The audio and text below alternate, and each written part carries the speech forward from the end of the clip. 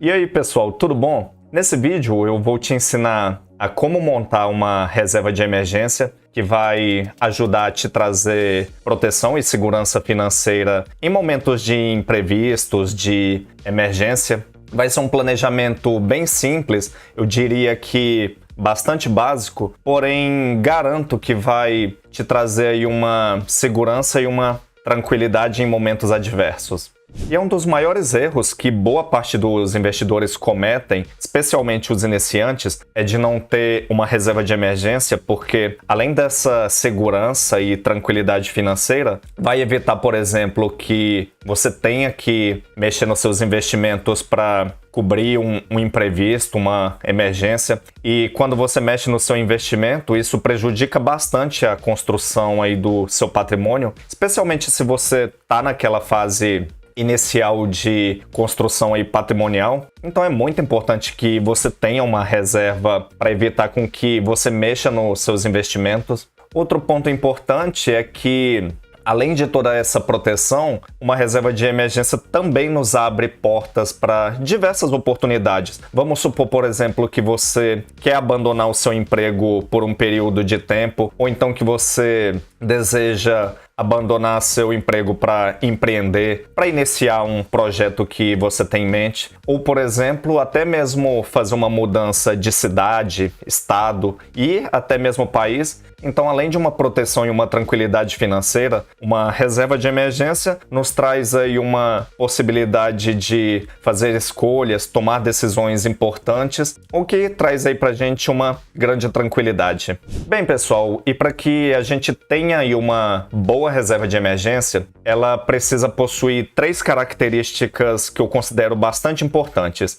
Primeiro, a nossa reserva de emergência ela deve estar alocada em ativos que não forneçam segurança, ou seja, ativos que não vão correr o risco de uma desvalorização, uma diminuição de valor aí no longo do tempo. Então, obrigatoriamente, a nossa reserva de emergência deve estar alocada em renda fixa, não vai colocar em renda variável, onde a gente tem aí o risco de oscilação, de variação de preços, como é o caso das ações. Então a gente não pode correr o risco de, quando a gente solicitar o resgate aí da nossa reserva, que ela tenha se desvalorizado ou tenha diminuído o valor. Então é importante que esteja totalmente em renda fixa. E outra característica importante é que a nossa reserva ela nos traga uma rentabilidade superior à inflação, que nos traga aí um ganho real, porque com isso, mesmo no curto prazo, a gente ainda consegue manter aí nosso poder de compra, nosso poder aquisitivo, então é importante. E apenas lembrando que o foco da nossa reserva de emergência é ter um valor emergencial disponível para uma eventualidade, então por isso o nosso foco não deve ser em ativos que tragam aí uma grande rentabilidade, porém se a gente conseguir investir num ativo que nos traga aí uma boa rentabilidade acima da inflação, já está de bom tamanho. E por fim, uma característica muito importante da nossa reserva é que ela tenha uma ótima liquidez. Então a gente tem que buscar ativos que nos tragam aí uma ótima liquidez, onde a gente consegue solicitar um resgate rapidamente e ele esteja o mais rápido possível aí disponível na nossa conta. Então é importante porque a função da reserva de emergência, como o próprio nome diz, é ter um valor que vai cobrir aquela emergência, aquele imprevisto. Então é importante que nossa reserva nos traga essa disponibilidade rápida de recursos.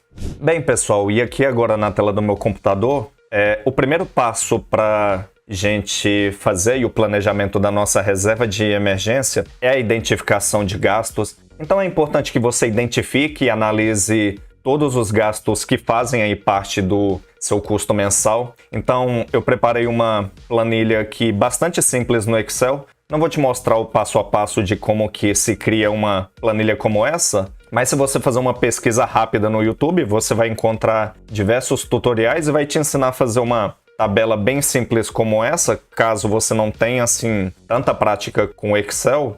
E se você optar por não querer usar o Excel, você também pode fazer uma anotação numa folha de caderno, num caderno de anotações, numa agenda. Também é uma excelente forma de você fazer o planejamento. Eu, por exemplo, gosto muito de fazer anotações, então é bastante válido. E aqui na planilha eu separei 3 colunas, uma delas onde a gente identifica os gastos, uma de valor dos gastos, e para nossa tabela ficar bem completa, eu também coloquei um percentual, onde a gente vai identificar o peso que cada gasto tem aí de participação no custo total.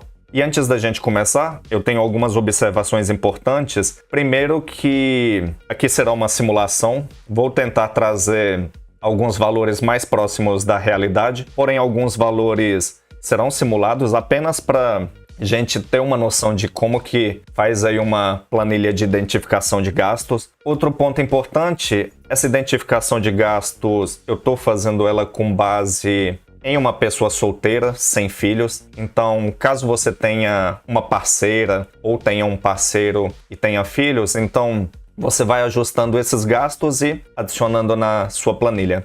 E aqui, começando pela coluna de gastos, eu trouxe alguns exemplos aí de gastos que a gente pode incluir na nossa planilha aí de identificação. Aqui, por exemplo, moradia. Pode ser, por exemplo, se você tem casa própria, o custo que você tem aí de IPTU anual, a gente faz um ajuste trazendo os valores mensais. Água, energia, alimentação, transporte. Caso você tenha um transporte próprio, então anda de transporte público, anda de Uber, então você pode estar adicionando aqui internet, celular, academia. Aqui em saúde, se você faz o pagamento aí de plano de saúde, plano odontológico, gastos recorrentes com remédios, vitaminas, então você pode adicionar aqui. E aqui em cuidados pessoais, são produtos de higiene, cuidados estéticos como corte de cabelo, procedimentos estéticos, tudo você pode estar colocando aqui.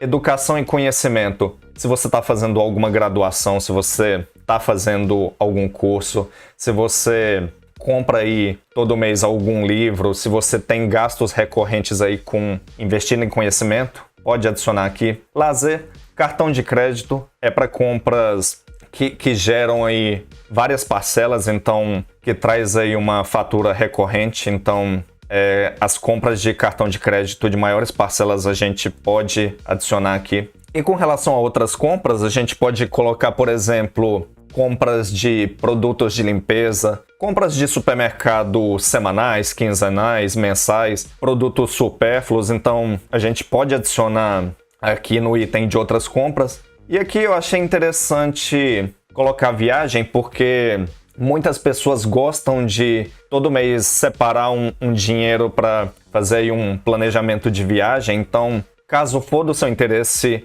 é um tipo de gasto que você também pode adicionar na sua planilha aí de identificação de gastos, caso faça aí viagens importantes e recorrentes, pode valer a pena você incluir na sua reserva de emergência.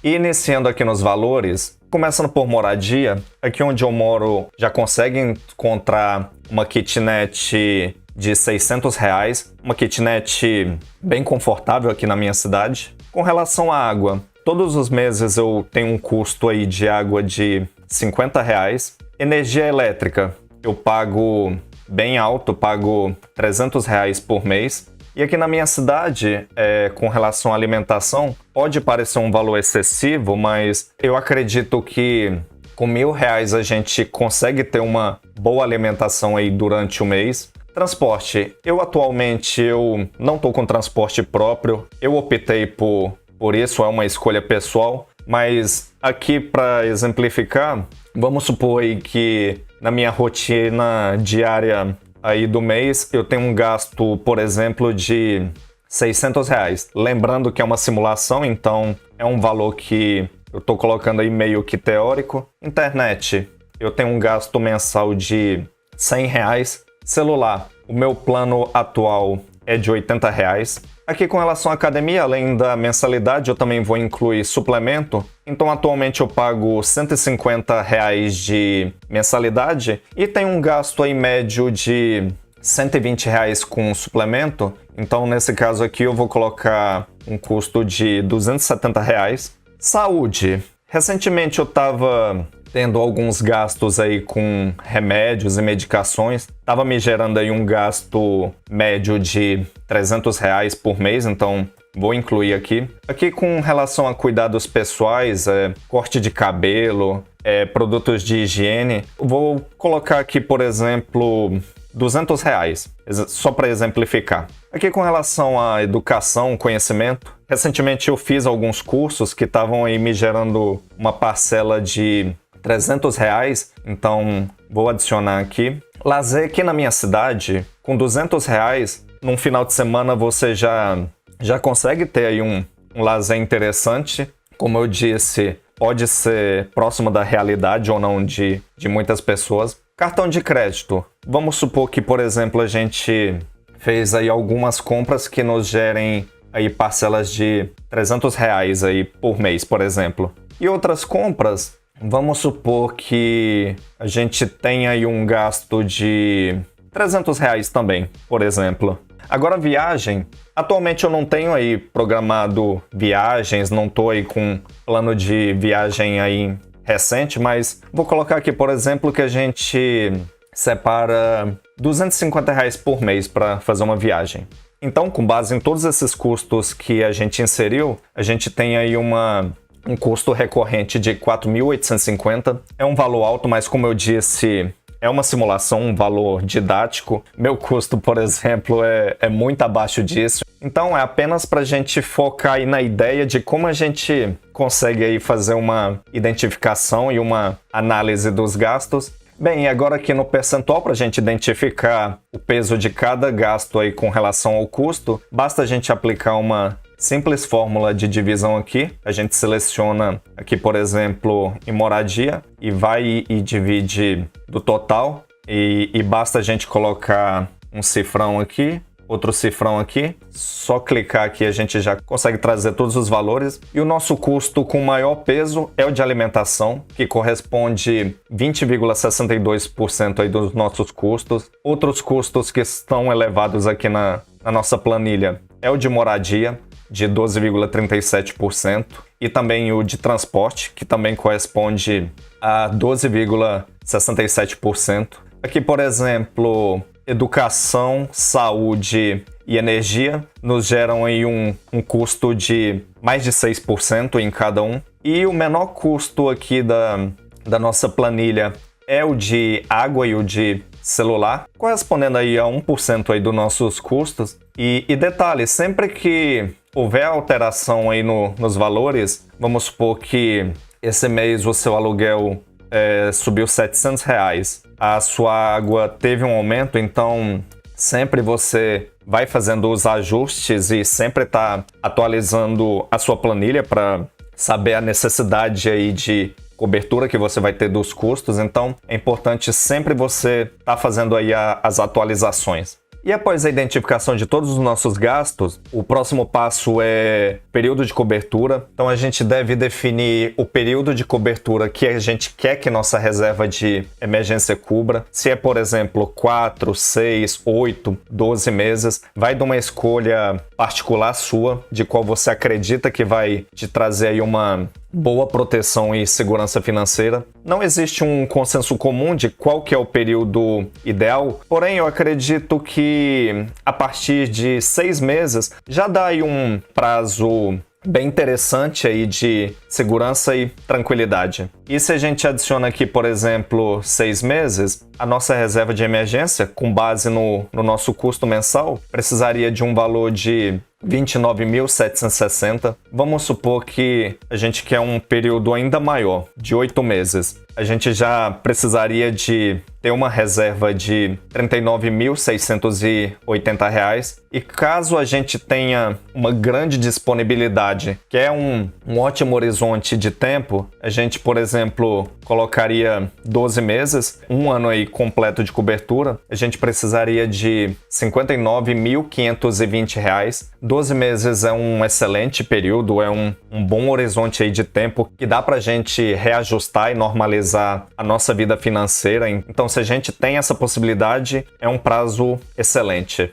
Bem, pessoal, e após a gente ter feito aí a identificação dos nossos gastos, dos nossos custos mensais, chegou então o momento onde a gente deve selecionar um instrumento financeiro onde a gente vai alocar o os recursos aí da nossa reserva de emergência. E como eu disse no início do vídeo, é obrigatório que esteja alocado em renda fixa para a gente proteger contra a desvalorização e não correr esse risco de quando a gente tiver que solicitar um resgate para cobrir um imprevisto, uma emergência, a gente não ter um valor abaixo do que a gente necessita, então é importante. E um local que eu considero interessante atualmente para a gente alocar aí os nossos recursos para montar nossa reserva de emergência é o Tesouro Selic. Como a gente sabe, é um título público federal, um título de renda fixa. Tem trazido aí uma excelente rentabilidade. Como a gente sabe, atualmente a Selic está na faixa dos 14,85%.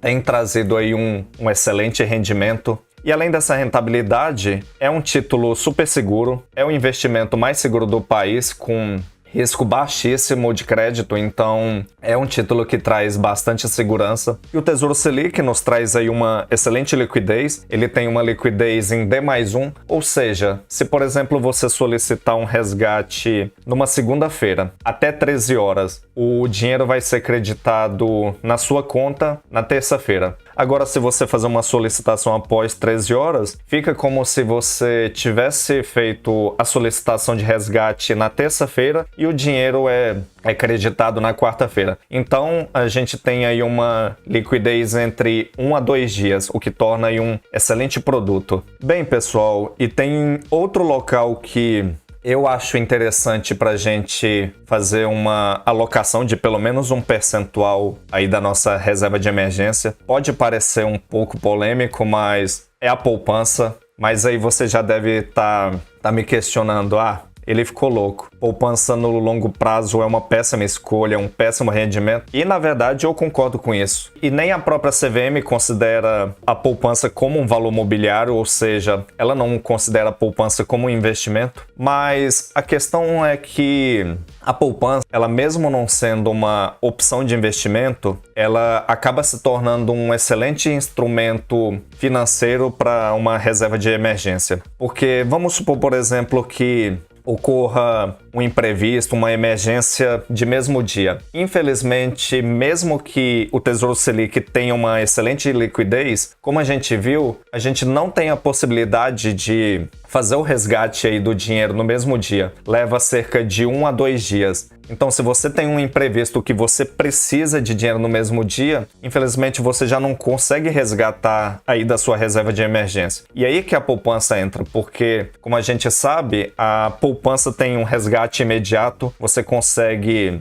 resgatar a qualquer momento, seja em diversos horários, seja num final de semana, num feriado. O Tesouro Selic já não dá essa possibilidade de resgatar em finais de semana, em feriados, então já traz aí uma complicação em questão de um dinheiro que você precisa solicitar rapidamente. E também o que tem tornado interessante é que a poupança, com essa taxa Selic atual beirando aí os 15%, tem trazido aí uma boa rentabilidade de 0,5% mensal, mais a TR, que é a taxa referencial, porque quando a Selic ela está acima dos 8,5%, automaticamente a poupança traz aí um rendimento de 0,5% ao mês. Então, atualmente, com 0,5%, mais a taxa referencial, que em maio atingiu 0,17% ao mês, então a poupança já consegue trazer atualmente um rendimento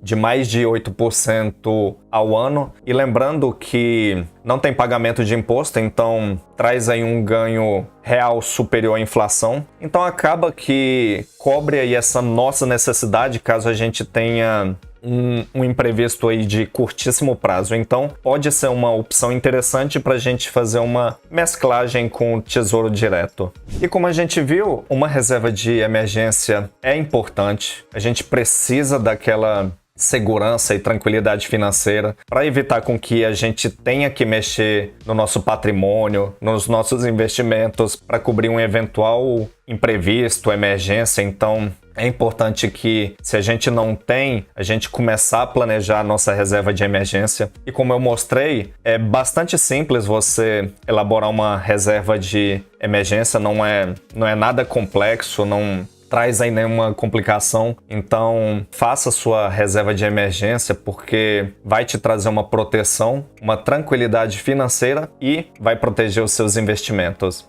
Bem, pessoal, esse foi o vídeo. Se caso gostou desse tipo de vídeo, curta, se inscreva no canal. Deixa aqui nos comentários se você já planejou sua reserva de emergência, se você está planejando.